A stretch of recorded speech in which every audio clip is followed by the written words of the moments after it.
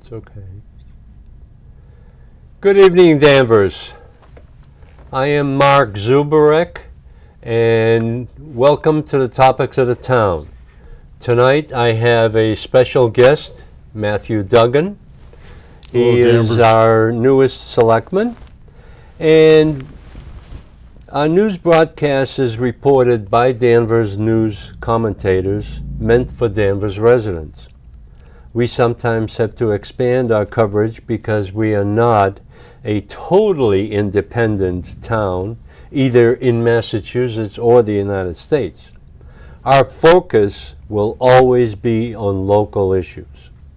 So, David, if you can, I'd like to introduce, first of all, our 5 other members at our meeting today.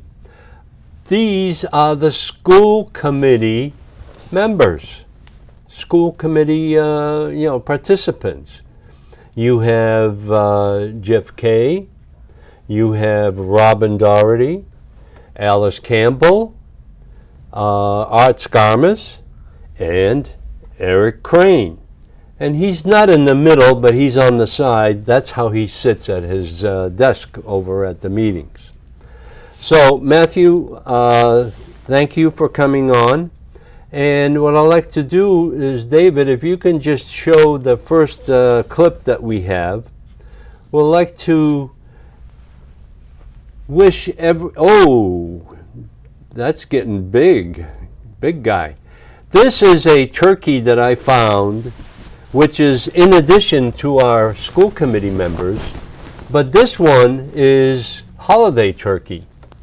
Basically, Thanksgiving is next week, and we would all like to wish you a happy Thanksgiving, and hopefully everyone has something to be thankful about.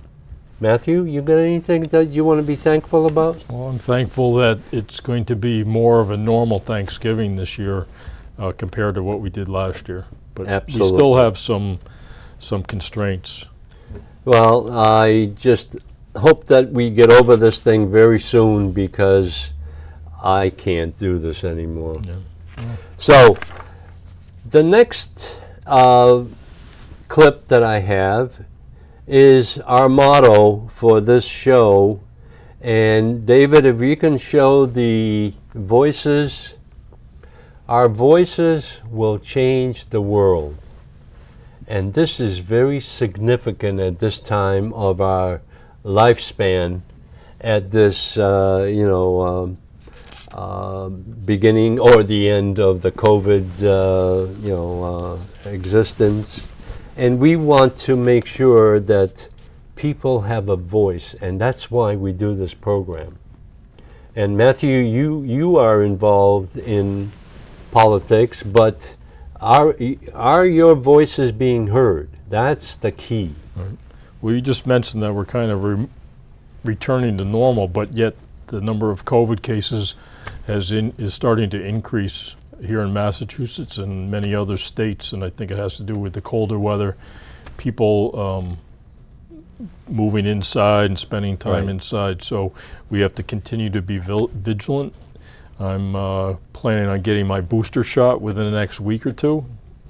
I think I need that. I already have my flu shot, so we can't let our guard down. To prevent things. The COVID-19, it'll decide when this is over, not us. Right? Well, I don't know if you've listened to the previous shows that we've done, that I've done with John Toomey.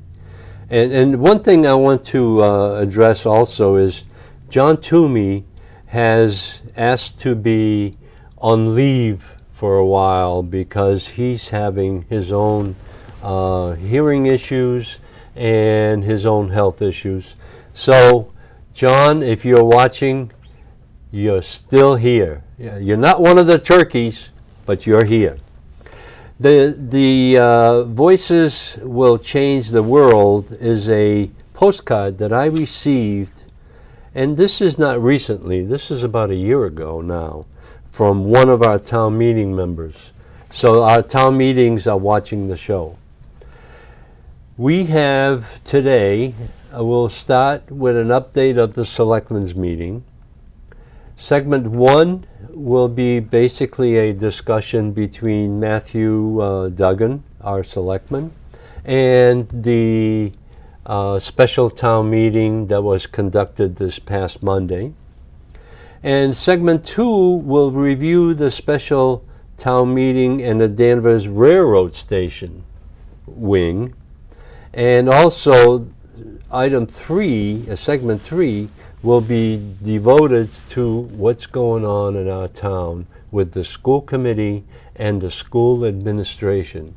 We are being, well, we'll get into it.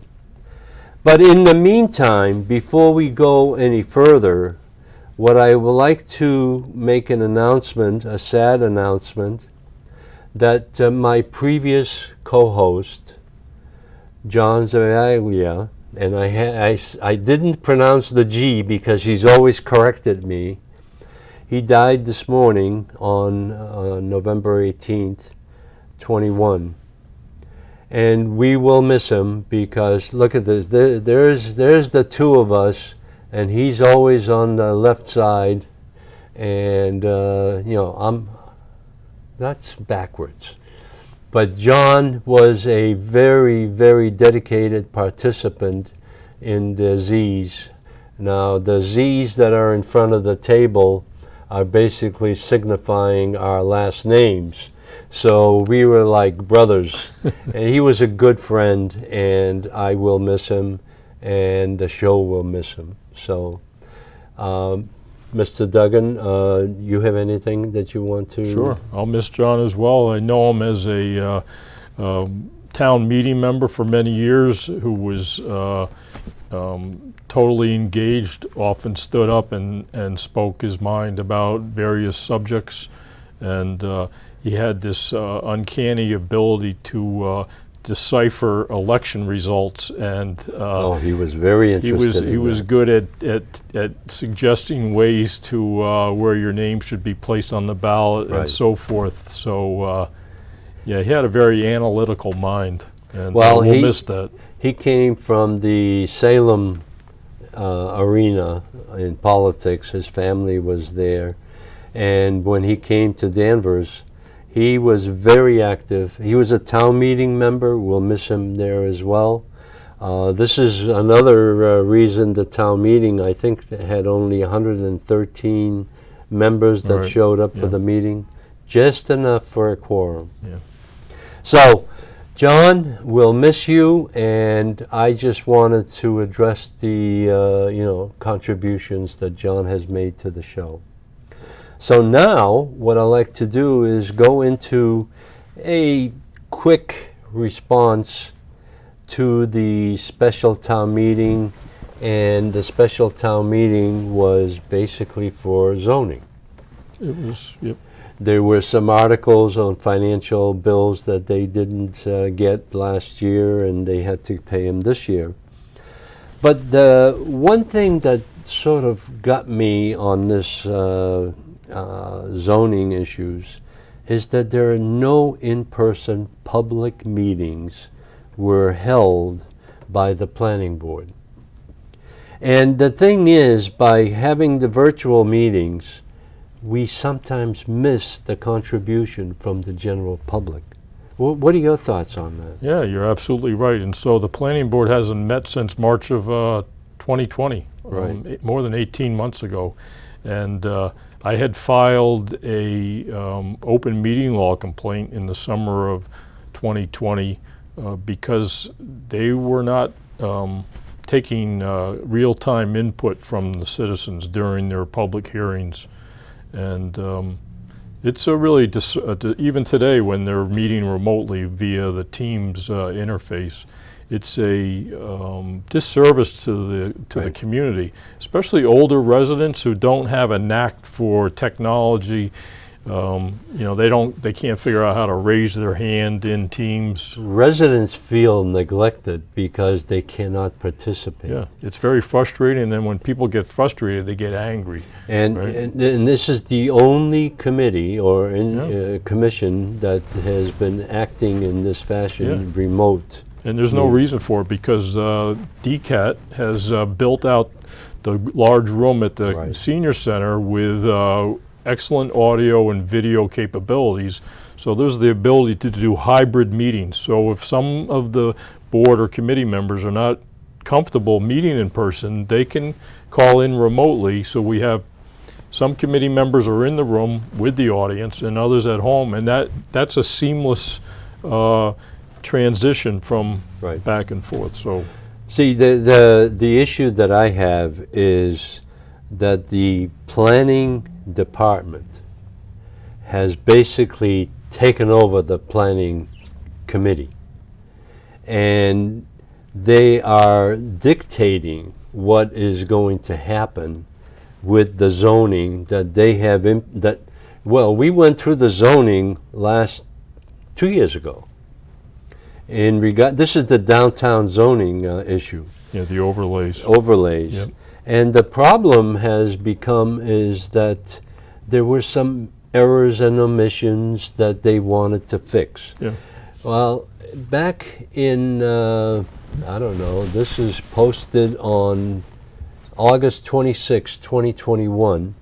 There was a summary of the items that are going to be on the town meeting agenda. I don't understand some of the tactics that are being taken because town meeting did not understand the entire takeover of the group. Planning board has gone totally remote, and they want to be isolated. That is not the purpose of the planning committee. So I hope that sooner or later the planning board or planning committee will realize that this is a disservice to our residents. Well, the state law currently allows them to do the remote up until April 1st or April Fool's Day of next year.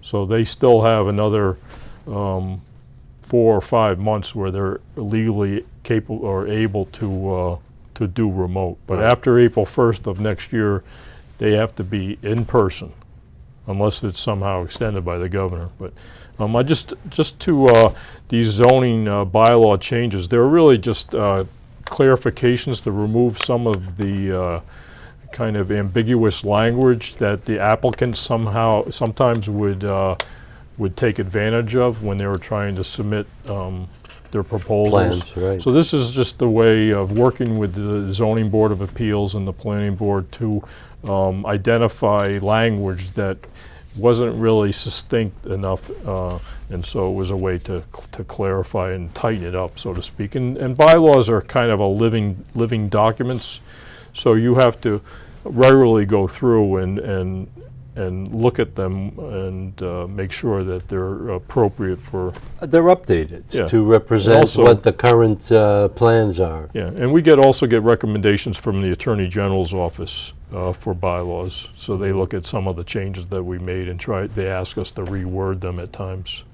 Right. Yeah. Well, the one thing that I also noticed is that the participants at these planning board meetings were primarily the attorneys and the developers. Yeah, And the public was missing. yeah.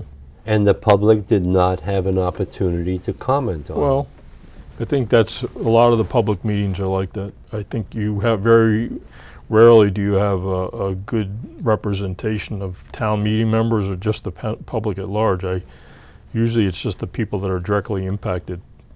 So Well- it's a the people show up, the town meeting members show up at town meeting, they haven't gone to the meetings that were held beforehand to discuss and question these changes, and then they get on the floor of town meeting and they stand up and say, we don't understand what this is.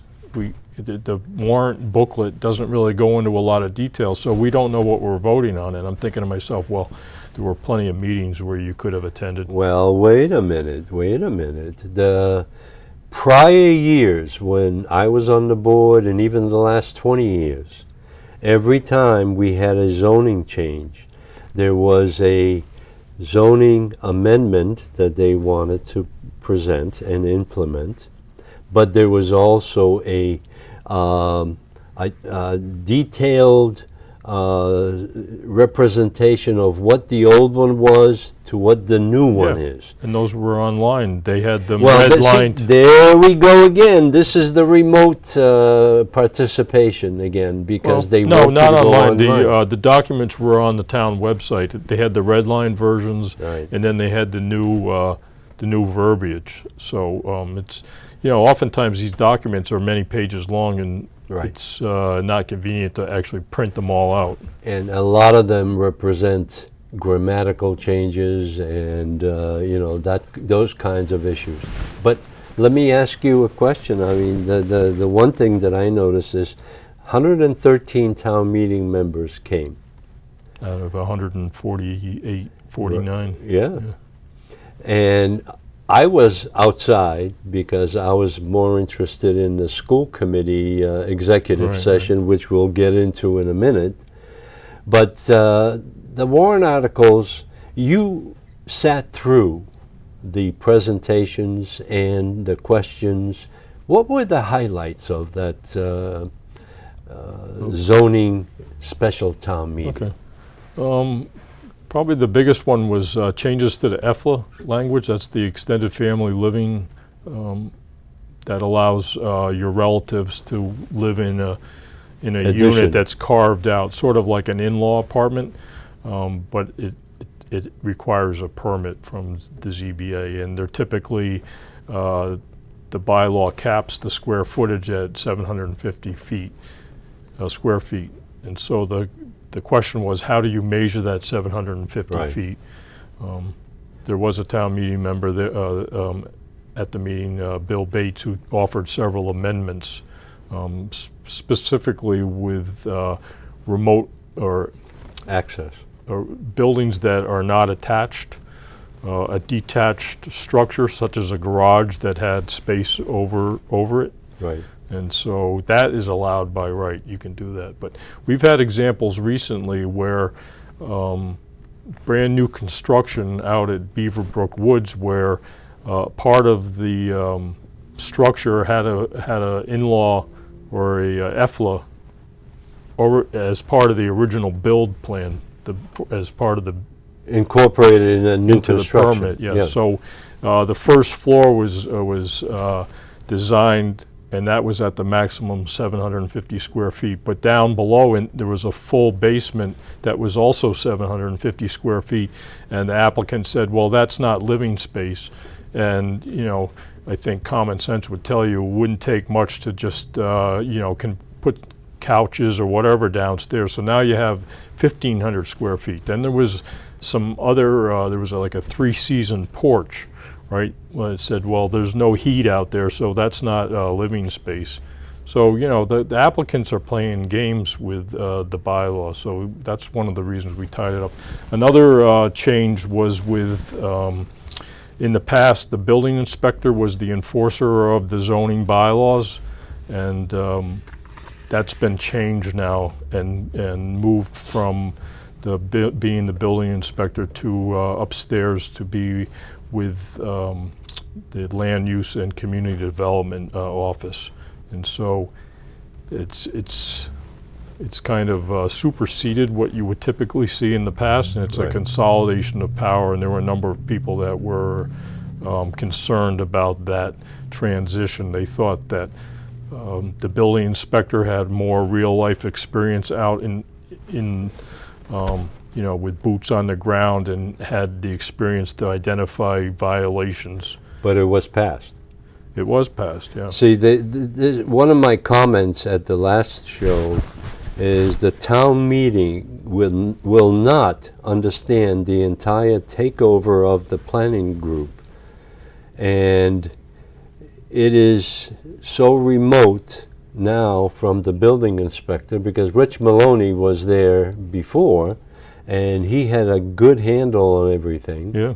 And the one thing that we're creating with this overlay district and the zoning changes is we're making it so restrictive to the point where Rich Maloney and I sat there one night, and he says, we're over regulating everything because I cannot find out what is real and what is not. So the thing is, zoning has become very restrictive, and it is basically a takeover by the planning department. Right. So that one was disappointing the way it went. But the next one, do you have any other ones before we get into the railroad station? There were some other ones that kind of got withdrawn. There was an effort to do, when we see these large developments get proposed, they have to spend a lot of money up front, the developer and the applicant, to create these plans, and then they need some type of zoning relief. For example, it might be a residential development in a commercial zone, which isn't allowed by right. So they spend all this energy, and then the ZBA will deny them. So what they're looking at is to kind of get more feedback at the beginning of the process, and then actually send it to town meeting and have town meeting vote on it. And part of that plan is also to get rid of use variances. Right. Danvers is one of the few communities in Massachusetts that uses use variances. For example, on 114, car dealerships aren't allowed by right. So car dealerships, that's a use variance. So the new Maple Square project at the Hot Wat, they were asking for a use variance for a drive-through at CVS, proposed CVS. So use variances are very kind of, they fly in the face of what town meeting decides for bylaws. You know, it's a Right. bylaw, but then the use variance can just bypass that restriction. So did that pass? It did. No, it didn't pass. It was withdrawn. It was withdrawn for Correct. further review. Well, the problem here is that going to town meeting takes a big effort on the developer. Yeah, and it only happens, town meeting only happens once in a while, so, you know, We can have more town meetings. yeah, well, they're $10,000 a piece, so we don't want to have too many, and who's going to pay for that? So, Who's paying that $10,000? the taxpayers. The taxpayer, that's correct. And that's, it's a fallacy that we make these rules and then we complain about the funding of these town meetings. And the thing is that this should have been resolved during the planning board discussions, and people would have raised their concerns at that time. Now it comes to the town meeting, and it wasn't defeated; it was just withdrawn. Yeah. So that's part of the fallacy of our government system. Yeah, I don't know if that's, why withdraw it? Why not let town meeting decide? They're making the decision to just, we don't think it'll pass, so we'll maybe dress it up a little bit. What was the motion from the Finance Committee? I believe it was no action. Well, that's how it should have gone. Yeah. And that would have defeated that issue until they resolved. Yeah. So withdrawing it didn't help them much, except that it accelerated. It may show up at the annual town meeting. All right, so now, how many other articles were withdrawn? Just that one? Well, there was another one had to do with defining a new category of zoning, open space. Right. And so right now, that was tweaked as well to only affect public space. So for example, Plains Park, that would be categorized as open space and would have special zoning designation. So down the road, if someone wanted to build a new school or homes on Plains Park, it would it would require more work to get that done. Right. And some communities are doing that. They're building schools in parks. They're taking over parks and That's sometimes out of necessity Yeah, they because have not enough land is space, yeah. land is valuable and it is scarce. I know, but it just seems wrong to take parkland and open Well, space and use it that way. was probably 50 years ago. It was determined to be parkland, but the circumstances change in the town government, Right. in the town perception of what's good and what's not, or what's too excessive too. Right. So There's another component to that. So in other communities, they've enhanced it to cover like church property. So for example, some churches have needed money, so they've sold off some of their property. So for example, the prep could theoretically sell some of their property, For and then it would develop- suddenly be, you'd have more houses there. So this additional kind of zoning assignment is to kind of just make it harder to do that type of well, activity. the concern that I have, and I've heard it from many other people, is that what business does the town have in zoning church property? Yeah. It is private property. It's church. Well, that paid was for. that was why it got withdrawn, because the fear that we're impacting people's private property Right. rights, and that's Right. kind of counter intuitive to what the capitalistic society. There is a distinction between church and state, isn't there? Well, when it comes to zoning, Well, then zoning should stop imposing their well, wishes. you can build churches anywhere you want, thanks to the Dover Amendment. So, That's right, as long as you pay for it privately. Yeah. So the churches are not funded by government Right. funds. All right, so any other ones on the... Yeah, just one more, and that's the train station. There So you go. The train station. David, if you can throw up the train station. There we go. Right. So this train station's at the rear of 29 Cherry Street, Townsend Oil, and that building was constructed in 1869, and it was at a different location originally. It was over on Essex Street, actually, Right. kind of right where we're sitting today. Right, right. And then it was moved to where you see it there now in 1923, and it's been there ever since. So the owner, Townsend Oil, has had a demolition permit, but they let it expire. So when they went earlier this year to go to get to start destroying it, they found out that they had to reapply to the Preservation Commission, and then that started the whole process from the beginning again. So the building was determined to be historically significant and worthy of preservation, and so that triggered a 12-month demolition delay. So there were a few town meeting members who tried to, they submitted a citizen's petition requesting up to $1.2 million to move the building over into the Hobart Street lot, put it on a new foundation, and then restore the outside. And that ultimately failed. It required a 2/3 vote. And so now the building is slated for demolition, which is a shame because there are too many of these around. This building, this structure, has been debated and cut and sliced so many different ways that even back in 97 or 98, when I was on the board, that was going to be moved and placed right against this building where DCAT is right now. Yeah. And oh my God, it was going to destroy the structure. It was going to.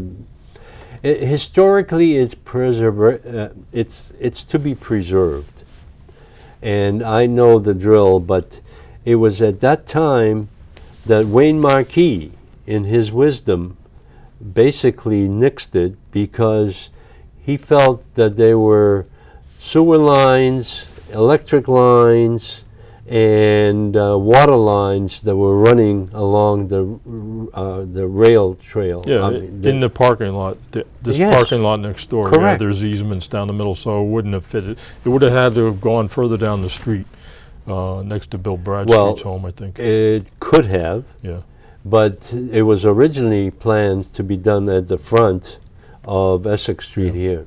So this has been in the plans I for know. 25, and 30 it was years. a worthy cause. It I is. think it was a building that it's structurally sound. It doesn't look very attractive just because the outside is. Right. There was It's a weathered. there was a fire on the left side of the overhang. Yeah, and David, if we can show the other picture, there you go. Yeah, but you can see the footprint isn't huge. The overhangs make it look much larger than it actually was. So there were some people that contributed money to the Hobart Street lot back in '07 and '08 when we purchased it from the MBTA, and those were formidable opponents. Adversaries. Yeah, they were against this because they didn't want to lose the parking. See, that has been debated over the last 10 years, really. And the Hobart Street parking lot, who does that belong to? That belongs to the town. Absolutely, and it's a public lot. It's not a private lot for the church or for the fish market. Exactly, yep. The thing is that they're holding on to that contribution. If they didn't want it, they shouldn't have contributed. Yeah, I say give them the money back. Well, absolutely. I mean, it was just, to destroy that building just for the sake of a half a dozen parking spaces, it's just outrageous. I Not think. even that many, because when we looked at these plans, there were 3 parking spaces that would have Yeah. been eliminated. But when they restriped that parking lot, they would have created 6 more spaces. Yeah. So this was a, It was just a very selfish opposition, I thought. It didn't look at the big picture that, buildings like this, there's not that, historic preservation is key for the character of Danvers. Otherwise, as our town archivist Dick Trask mentioned, we get rid of all the old buildings. We'll just be a cookie cutter community like most of America. bedroom community, and Yeah. nobody knows what's going on or what it was like. The issue here is that it's not totally getting demolished yet. It will be, Yeah. but there's still opportunity for private sector to come in and Yeah. possibly rescue this building as a historic structure, but it'll be used for commercial use. And it's possible that it could be deconstructed and Right. rebuilt somewhere else, which you lose the provenance, the historical provenance when you do that. But it's better than nothing. Somebody might want to build an addition onto an old house, and that would be a perfect opportunity. Well, John Archer had part of the hospital building yeah, taken to his house. taken yeah. to his house. And John Archer has always been very conservative in regards to preservation. He wants to make sure we Yeah. preserve The things. thing is, the town really doesn't have free cash to do these kind of projects. We're taxed to the max, and we We are. spend every dollar that we collect. So Wait till we we don't get have. wait till we get to tax classification next meeting. Yeah, And that's going to be something else. yeah, But, so that was basically defeated because it needed a $1.2 million infusion of funds, a loan, basically. And and Richard that would have been Trask, through borrowing. through borrowing, and that's why it failed on the 2/3 vote. Now, Richard Trask made very, good proposal where he was going to participate in rescuing this building by putting in $5,000 of his own money. And you know what? There's probably 100 people in this town that would do the same thing. So the decision of town meeting was short-sighted, and I don't think this is going away yet. Yeah. Well, I So- hope not. I mean, it's sad because this could easily happen again with some other property. We Right. don't do enough to protect historical structures or open space. We see open space being developed all the time now, and if we had just a little bit of money, we could protect some of that. And we do have that money, but we are spending it in areas where salaries are totally inflated in this town. Yep. The roads are not really taken care of because they only depend on the Chapter 90 money. Yep. And the thing is that we need to plan ahead. We can't just survive Yeah, on... we just these knee-jerk. We just stumble from one crisis to the next almost when it comes to this type of protection. Well, that's because we don't have a visionary in town, in the Board of Selectmen or the town Well, manager. There is the Community Preservation Act. Yeah. And we're not going to talk about that tonight, but that's something that's worthy of consideration. Well, as you said before, we're taxed to the max. Right. And the problem is that we don't utilize the current tax revenue. That's another thing that I wanted to talk about, but I'm going to save it for the next show, is that there's some federal money that's coming in. $8 million. $8 million for the town, and probably another $8 million for the schools. How did the town manager made the decision to segregate all those funds into those line items that I noticed on the distribution of these funds without any input from the public or from the selectmen? So that's a concern, and as you know, I always want to be transparent and see what the heck is going on, and that's what we need to do. Right. So let's move on to our next issue in town, and this really relates back to the school department. And as you know, a week and a half ago, there was a school committee meeting, but it was inundated with mothers of the hockey team, and they have raised several issues of what's going on. But it was all raised after the Boston Globe. the incident that happened was 18 months ago. Right. Boston Globe put out an article. Yeah, front page article, yeah. Amid parent outcry, Danvers school leaders admit shortcomings in handling of locker room misconduct allegations. I have a stack of articles and different perceptions of what this is all about. And last show that I had 2 weeks ago, I said that this is not a hockey issue. This is school committee administration issue, sweeping a lot of these issues that have been happening under the rug without any input or without any information to the general public. One of the concerns that I have is that the school committee and the school administration believe that the general public doesn't have to know anything. Well, All they want to do is cater to the parents of the students that are in the school system. But they forget that every year there's a new batch of students that are coming in and new parents.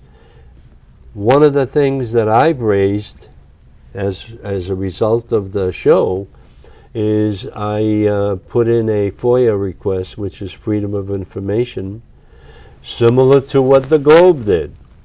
I got the stack of information redacted for one thing, and very little on the subject of what really happened and how are we going to address the issues that have been raised. yeah.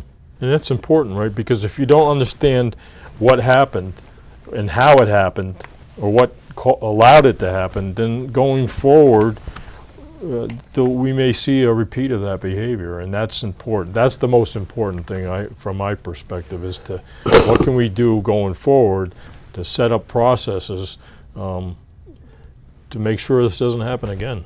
Matthew, how long have you been involved in the politics or the meetings that you have attended? You have spent an awful lot of time before you got elected at meetings, participating. How long have you been doing that? Well, since I became a town meeting member, which was probably about 15 years ago. 15 years ago. Yeah, over time, I came more involved when I saw things that kind of seemed like they needed more citizen input, and I was happy to provide that. Well, no. Some of that, I mean, there were other people that also, so it's not, but there's oftentimes not a lot of people that attend, not a lot of people from the public attend the meetings, and so these boards and committees, they don't have an alternate perspective, I think. That's right, and they are living in their own bubble. Yeah, they're only looking at things from their point of view, and so it's healthy to have, the more perspectives and more input you have, the better the end result is. Well, this whole incident has finally been exposed, but it's only one incident that happened. The Boston Globe was successful in going to court and getting additional information, and for some reason they got someone to talk to them in regards to the experiences. The person that was there in the locker room. That's right. Yeah. But unfortunately, the pressure forced that person to remain anonymous. Well, and so that's probably why no charges were levied, because you don't have a complainant, right? You can't effect legal action without someone raising the that's complaint. absolutely correct. But the first report that was issued by the police chief, basically he did an investigation, and at the end of the report, which was, a lot of it was redacted, the end said that there were no criminal charges that were evident at that time. Well, I think you could have, hazing is a criminal act in Massachusetts, and so is sexual battery. But I think without someone coming forward and saying, this happened to me, the police really didn't have an opportunity to move it forward. I think their hands were tied. So I think when you're in a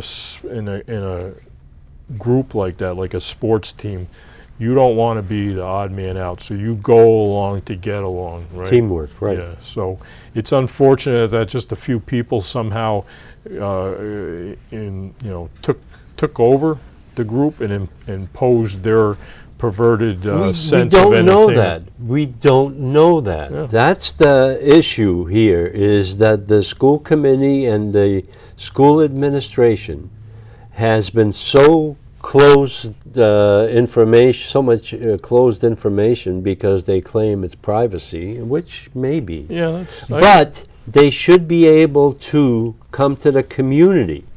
26,000 people live in this town, and they have not reached out to the rest of the community. All they've issued is some emails to the parents that were active at that time. Right. So I went to a meeting, as a matter of fact, last night, and the issue has not gone away. All the participants have basically graduated, if they participated, and now all of a sudden we have Senator Lovely putting in a probe into Danvers hockey abuse charges. Where the heck was she 18 months ago? The Danvers School Board had no action on the superintendent when they had their special executive session on this last Monday. Yeah. And they came out after 90 minutes, and there's no public comment There's no on action, that. yeah.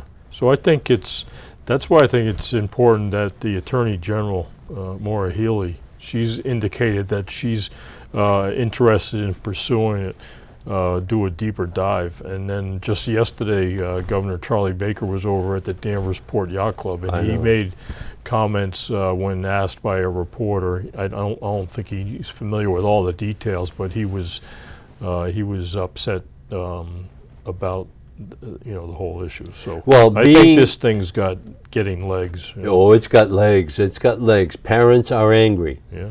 Parents are concerned. But the issue that I have in front of us is that this is a symptom. One symptom. But there have been issues going on for the last 20 years. Right. So there's a culture there, right? There's a culture there, but why is the culture still evident? And the problem is that we have a school committee that has been in session for 20 years in some cases, 16 years for another one. I think it's 12 for the third one. And then we have the two new ones. Now, the meeting that was held a week and a half ago was basically the executive session that they went into was illegal, because open meeting does not provide for an executive session unless it's been on the agenda. And the half hour that the school committee spent talking about whatever they were going to talk about, I don't know, was basically to posture their reply to the general public. Yeah, they were putting a spin on it. They figured out they wanted to all be on the same page. So. And it was a good spin, because what they did is basically reply to the audience with the history of what they've already released in the past. And they let the audience basically vent. So maybe they thought that by allowing this open forum where people can just get up and speak their minds, that somehow that would appease them.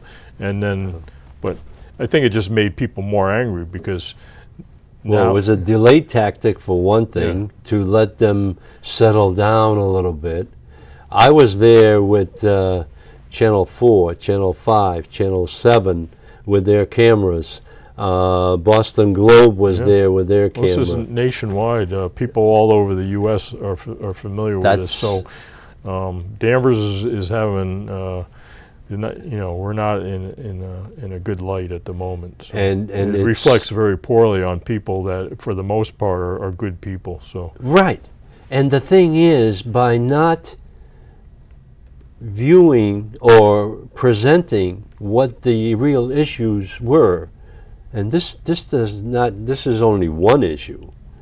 They do not present it to the general public, because the only way you can solve such issues is by having the whole community involved in addressing the issues. Right.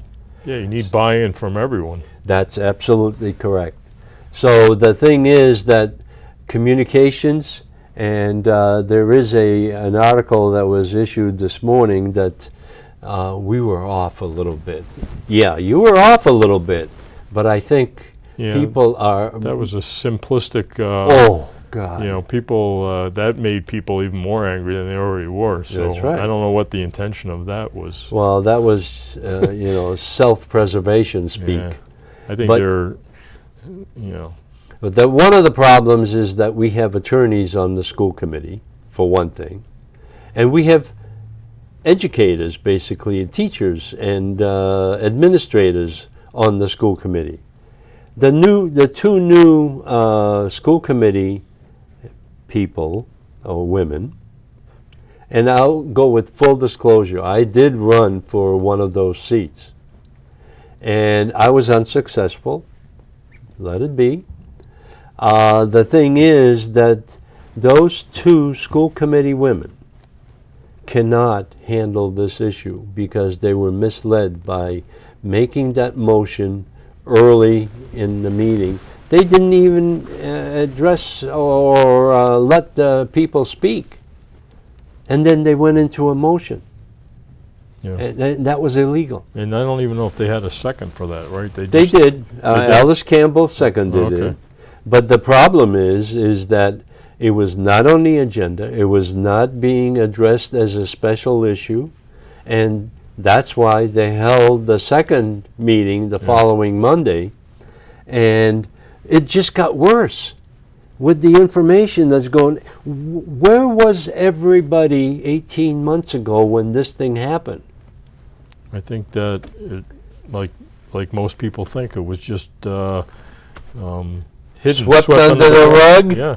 I love it. I mean, that's the perception, and it seems as time goes by that's accurate. I remember hearing it about 18 months ago, and then I heard the coach was let go, and then I never heard anything else about it. Oh, so, there was a lot of stuff. You should watch mean, our for the- show. You should watch our show Oh. I don't- because we discussed this. okay. And the issues that are happening is that people are not informed of what's going on. They don't take the time to get interested.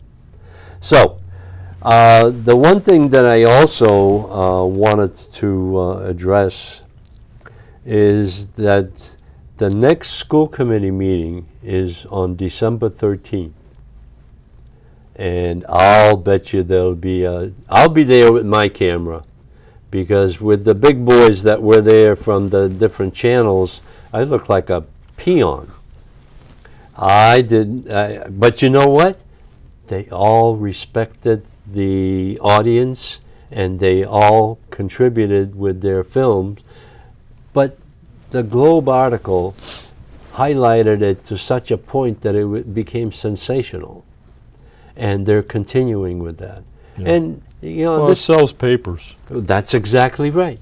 And the thing is that we do not address to the press of what the real issues are. And they didn't come to me. They didn't want to interview me. Yeah. But I interviewed the school committee people, and I'm going to further address this issue, because this is so important that our kids are paying a price.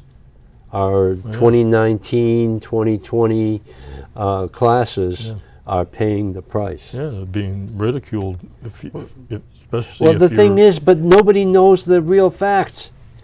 And there are kids that will talk, but Well, there needs to be anonymous. opportunities for people to bring this to. I think the adults they dropped the ball, or they weren't paying attention. When I was in high school, rumors and stories like this, it took a day for everyone in the whole school to know something. That's so, right. And I then mean, obviously people knew about it when it was happening. the teachers union comes out with an article. Oh, we're so, it's such an abhorrent act. Where the heck were they 18 months ago? Yeah. Everybody comes Yeah, they're out just after the covering, fact. covering themselves. Oh, I know. Well, the thing is that another thing that's coming up on this is this article that I explored this afternoon. Schools receive billions in federal aid. Why are we in the dark about the spending? And this is, again, reflective of keeping the cards close to your chest. The town manager, and we already spoke about that, took the $8 million or $8.5 million, and he distributed it against different accounts. And Well, it would- some of them is a lot of that is for infrastructure. So, for example, water and sewer upgrades that would have had to have happened anyway. but that was funded in the budget. Yeah. See, So this that- is a complement to the budget. So Complement to the budget, but it's not related to COVID. So the problem there was is, four categories that the money had to be yes, spent in. I know. Yeah. I have the list, and I've gone through that. But now what I'm finding out is the same thing is happening with the school department. Is the school committee going to divvy up I don't know, they'll probably get another $8 million for the schools. So that's public information. It should be. It's not yet. Maybe more Chromebooks. Oh, God. No, Well, how is the money going to be spent? It's going to be, is it for salaries and more teachers, or? that's what we're going to get into next show. And if you're available, I'll gladly invite you, because that's something that's going to be discussed. And I have asked Mr. Eric Crane to come on the show. So maybe what we need is you, Mr. Crane, and myself to do this kind of a discussion. Yeah. Because this issue about the hockey team is only one issue. There are other issues. And as a matter of fact, I was cleaning out my garage and I was going through. My daughter has a whole box full of stuff in there, and I saw her ID. 1992 she graduated.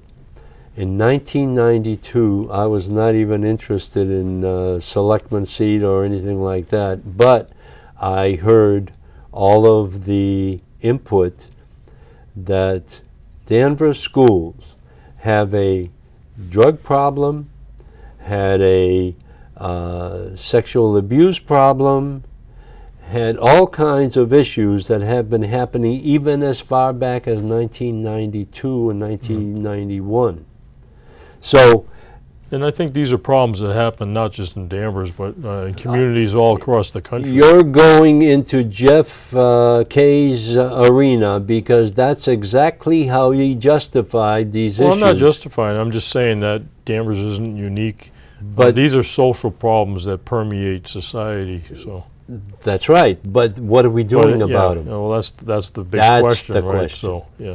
And one of the issues that I had when I was listening to the replies from the school committee is Jeff Kay came out and said, this isn't a Danvers issue. This is a statewide. No, that's not what I'm saying, but I'm saying it is an issue in Danvers, but it's not unique to Danvers. We shouldn't think that we're somehow unusual, or You're right.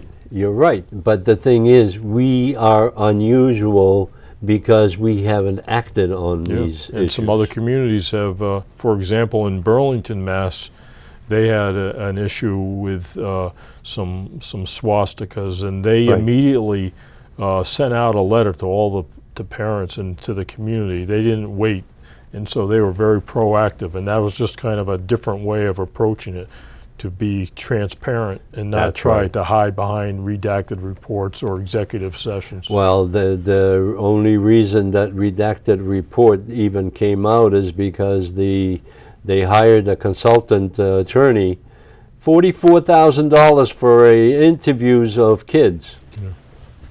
Doesn't the school department have that capability? Yeah, No. they shouldn't have to hire someone. Maybe they thought that that was be a more Well, thorough way. they were covering their Yeah. behind.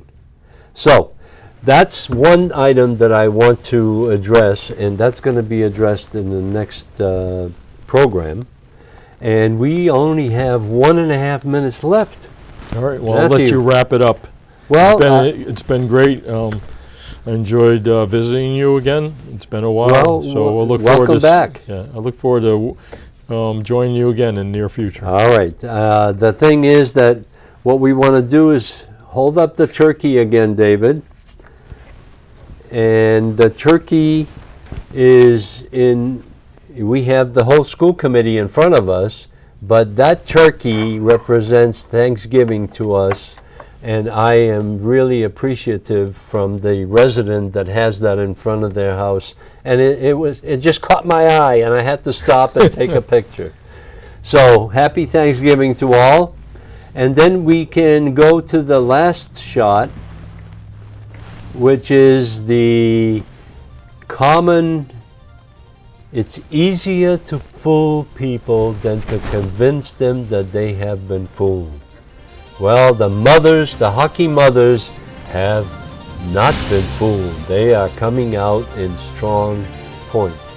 The last clip I have, David, if we can just show the town hall doors, they're still closed because the general public cannot go in there without a mask. What are we doing? We need to have access to our elected and appointed officials. Good night, Danvers. Good night.